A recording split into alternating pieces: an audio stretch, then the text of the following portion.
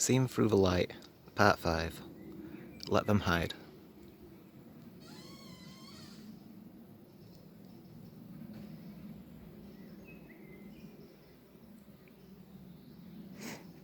I came here about 15 years ago, something like that. And let's have a look. Film around. You see that mound? That never used to be there. It's they've dumped stuff on top of it, and it's changed the landscape a little bit and stuff like that. But that was kind of lower, and it used to jetty out a little bit, and water used to go around both sides of the jetty, and there were a couple of piles of like chipwood, waste chipwood, which had been dumped, and I found a snake in there, like for the first time ever. Well, like a snake, quite big, you know what I mean. It might have been an adder, you know what I mean, because of the size and stuff like.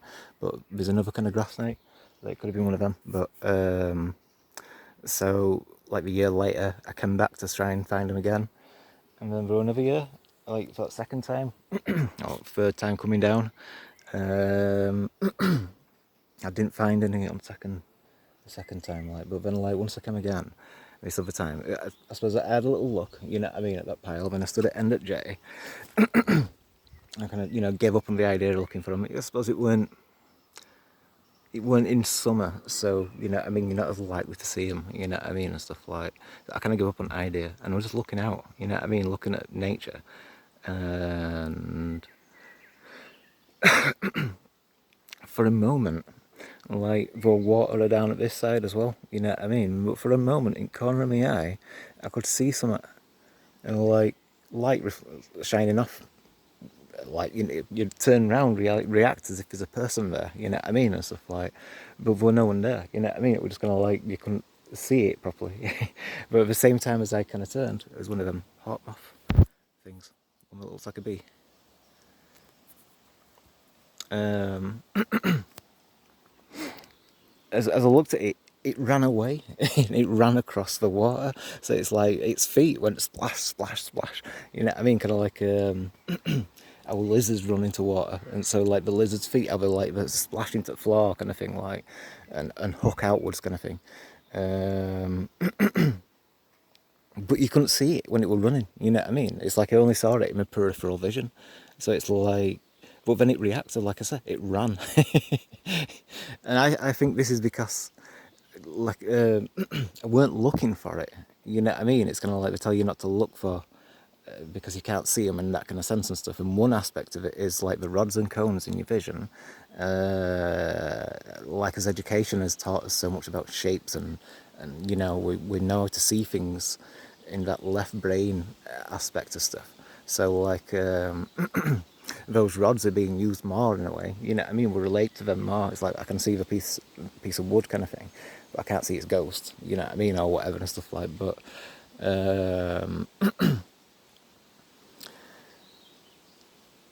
so I think so. Oh, there.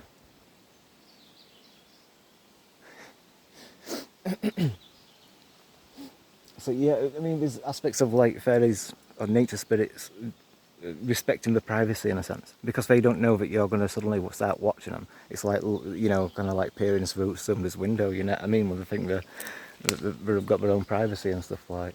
So I kind of think it's like in a sense of that in a way, but also any kind of being from nature. If I try to sneak up on a bird, it's going to fly away, isn't it? You know what I mean, in that kind of sense and stuff. But um, although I think these creatures are a bit more intelligent, you know what I mean? It's kind of like more to our level in that kind of sense. People, like communication and conceptualization and all these kind of things and stuff. Um,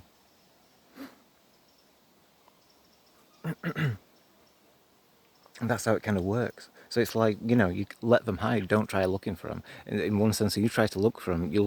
You're focusing on shapes, and you're not using your rods because you're using your cones. Sorry, you're using your rods and not your cones. So that's the problem. You need to use your rod, your cones. Sorry, your cones are like your spirals. You know what I mean? So it's like seeing into that infinity or whatever and stuff like that. It's the other aspects of your mind. You know. So it's kind of all part of it in a way. but I kind of think like it's that being one with nature is like appreciating that view or whatever and stuff like. So it's kind of like I'm here kind of thing, and just like looking at it, like absorbing it in that kind of sense, like being at one with it and being sharing that vibration. So once you're in that same link of vibration, I think that's how you'd be able to see it. You know what I mean? So like, when people see ghosts or any other phenomena or whatever and stuff kind of thing, like that's just kind of like part of it and stuff. Unless you've got stuff like something which reveals itself and stuff like.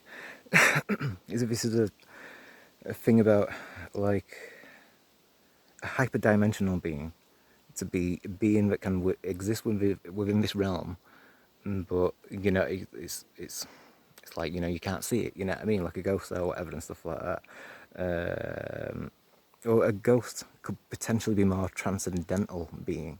You know what I mean? Can it transcend to the other realms and all these kind of things and stuff like? Whereas the nature spirits might be bound here, and they have to live their life here until death, and then they can travel the other planes or whatever and stuff like. Well, I imagine any being can do astral projection, but a ghost is different to how we are. You know what I mean and stuff like in that kind of difference. Um,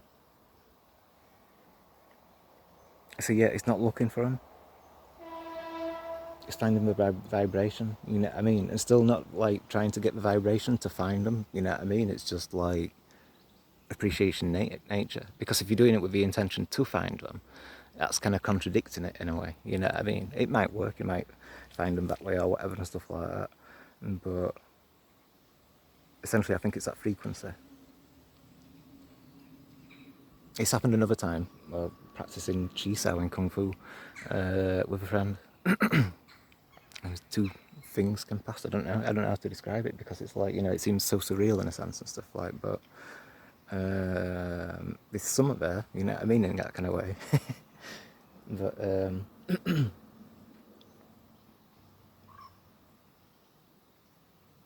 it's what you can prove for yourself, isn't it? What you can experience and stuff. This might just sound all like crap to one person. You know what I mean? Not even worth entertaining and stuff like. But it might be useful to other people. You know what I mean? And people that have got that kind of insight to kind of look into these are that question all this kind of stuff, and want to be part of that kind of natural aspect of it is. It's part of where we are, isn't it? And so it's just being at one with it all.